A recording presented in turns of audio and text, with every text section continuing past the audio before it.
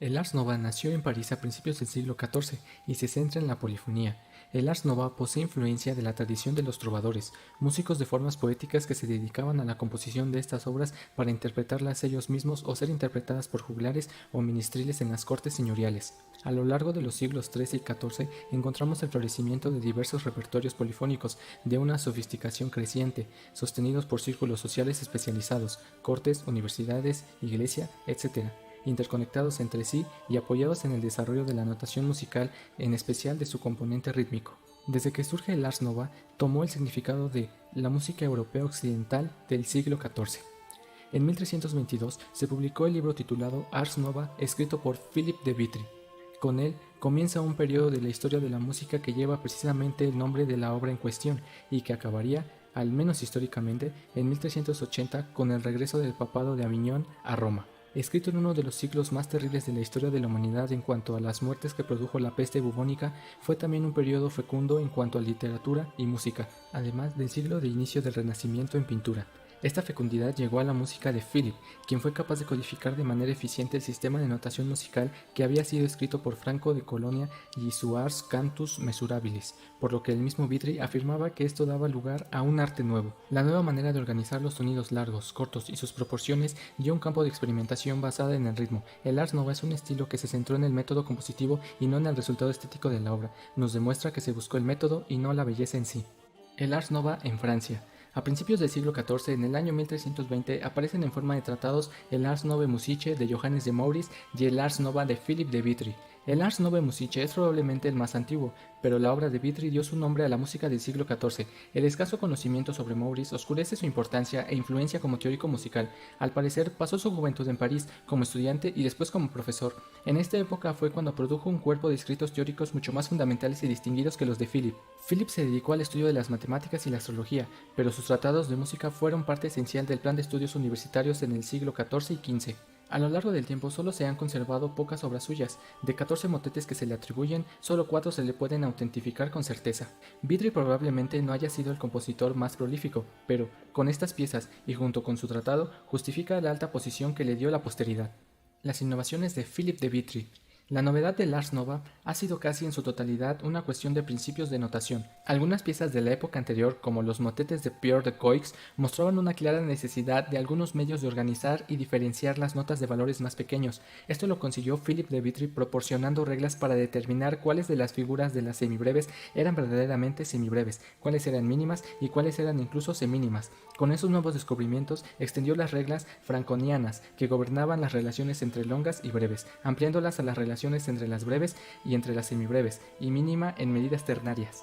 Una innovación de mayor alcance fue la consolidación de compases binarios en igualdad con los ternarios, pero en el siglo XIII aparecen ejemplos esporádicos de compases binarios. No es hasta los tratados de Vitry y Maurice que los compases binarios pasan a ser de total aceptación, y entonces es así como ahora se puede combinar las medidas binarias y ternarias a diferentes niveles para producir una variedad de compases. El efecto de combinar medidas en diferentes niveles se entiende como modus, tempus y prolatio. Modus, modo, es la relación que se aplica entre longas, blancas, y breves, negras. Modo perfecto si una longa, blanca con puntillo, equivale a 3 breves, 3 negras, e imperfecto si la longa imperfecta, blanca, equivale a 2 breves, 2 negras. El tempus, tiempo, es la subdivisión de la breve en semibreves, puede ser perfecto o imperfecto, dependiendo de si la breve vale 3 o 2 semibreves. La prolatio, prolación, se refiere a la semibreve y el nivel más bajo en el que es posible la subdivisión ternaria o binaria. La prolación es perfecta o mayor cuando la semibreve vale 3 mínimas, imperfecta o menor cuando vale 2. A comparación con la música del siglo XIII que solo se movía en grupos ternarios en modo perfecto, con el tratado y aportaciones de Vitry, la música ahora puede estar en modo perfecto o imperfecto, y esto dependerá de su modo, tiempo y prolación. Con el creciente uso de notas más cortas, la breve se convirtió en un valor más largo, y la música del siglo XIV ahora se mueve más sobre todo en breves, semibreves y mínimas. Mucha de la música escrita en este siglo se limitó a utilizar una de estas 4 combinaciones.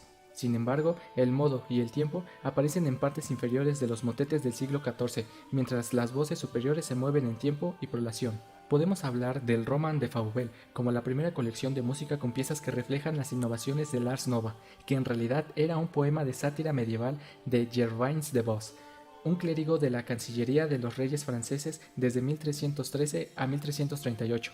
Hablaba sobre la corrupción social y la simbolizaban con un asno o un caballo llamado Fauvel.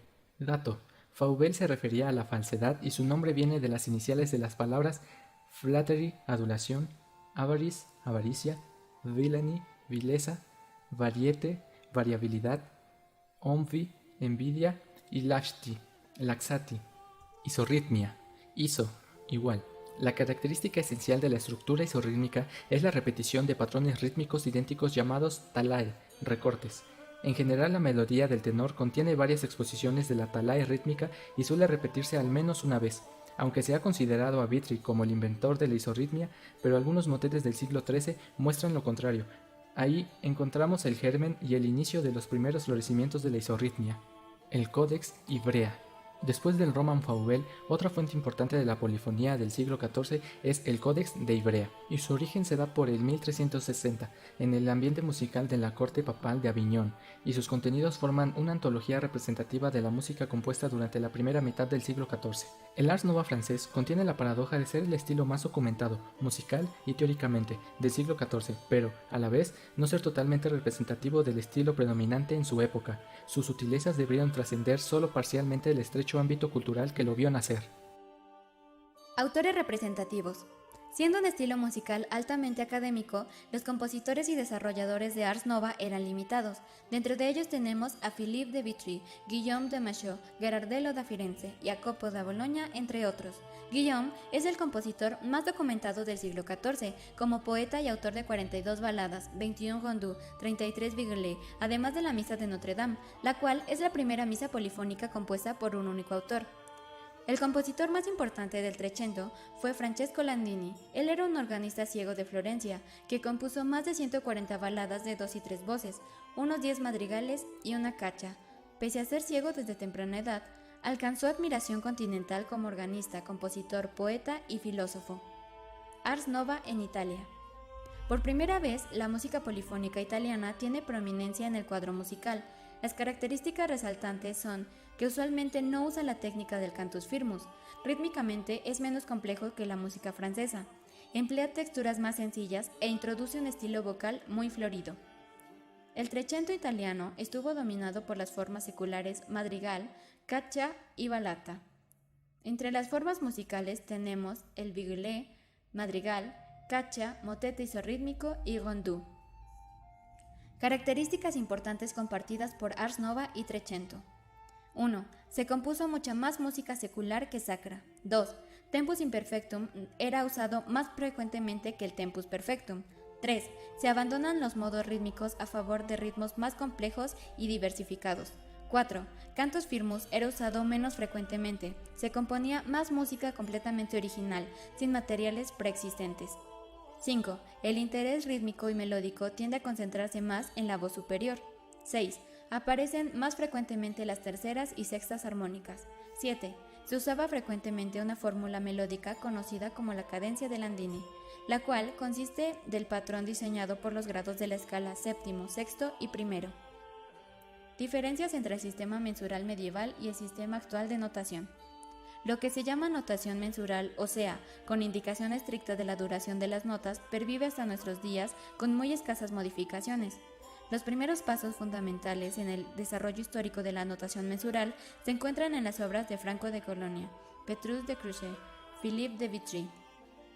Sus figuras en el siglo XIV eran máxima, longa, breve, semibreve, mínima, semínima, fusa y semifusa. Notación mensural. Anteriormente, en el sistema original de Franco de Colonia, cada una de estas notas se dividía en 3 de la inmediata siguiente, consiguiendo así un ritmo ternario, que se suponía relacionado con la Santísima Trinidad, pero en el Ars Nova aparece la posibilidad de que cada nota se divida en 2 de la siguiente, como en la actualidad, dando entrada a los ritmos binarios y a todas las posibilidades combinatorias. El sonido inglés génesis de un nuevo estilo. En Inglaterra, sobre el final de este periodo, se destacó muy particularmente John Dunstable, astrónomo y matemático, además de erudito compositor polifónico, quien incorporó en su obra las terceras y sextas como intervalos consonantes. Es considerado el iniciador del nuevo estilo renacentista, después del florecimiento del Ars Nova, tanto en Italia como en Francia. donde alcanzó gran prestigio a partir del año 1420.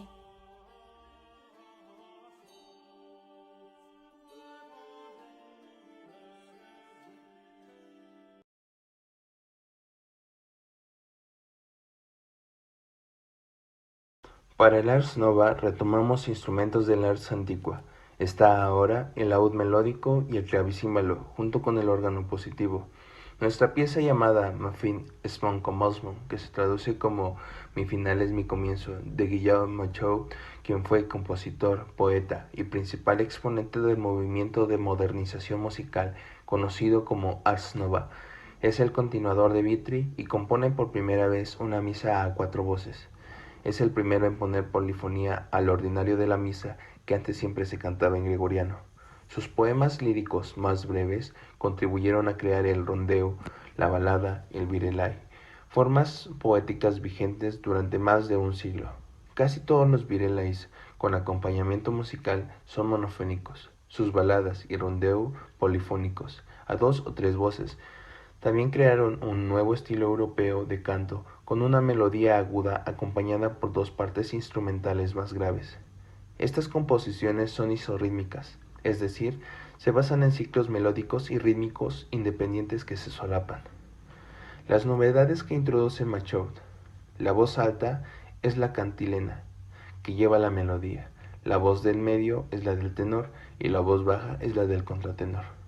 La voz alta es la principal, la más viva y la que lleva la melodía que se queda en el oído. Así siguió hasta hoy. La voz alta lleva el peso del texto. Las otras pueden ser sustituidas por un instrumento. Para ir más a la Edad Media, lo que se hizo fue introducir instrumentos de cuerda como el violín y la viola, una guitarra y un tricordio para dar la sensación de un laúd.